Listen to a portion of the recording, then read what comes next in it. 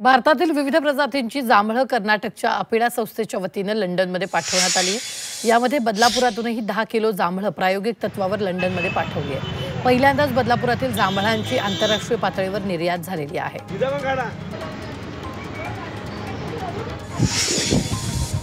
नाशिकच्या येवला, चांदवड, निफाड आणि सिन्नर भागामध्ये 60 ते 70% पेरण्या पूर्ण झाल्यात। पीकही समाधानकारक आली आहेत, मात्र सततच्या पावसामुळे शेतात पाणी साचल्यानं सोयाबीन आणि मका पिकांची मुळं खराब होत आहेत। त्यामुळे शेतकऱ्यांवर दुबार पेरणीचं संकट ओढावलेलं आहे। भंडाऱ्यात धान खरेदी रखडल्यानं शेतकरी अडचणीत सापडलाय। उद्दिष्ट नसल्यानं शेतकऱ्याचं धान तसंच पडून आहे। त्यामुळे शासनानं धान खरेदीचं उद्दिष्ट वाढवून द्यावं अशी मागणी करण्यात आली। मागणी मान्य न केल्यास कमी दरात व्यापाऱ्याला धान विकण्याची वेळ शेतकऱ्यांवर येणार आहे।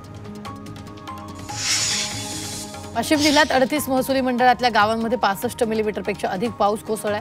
तब्बल 15,303 हेक्टर क्षेत्राला याचा फटका बसलाय। रिसोड तालुक्यात 51 गावांना पावसानं झोडपलंय।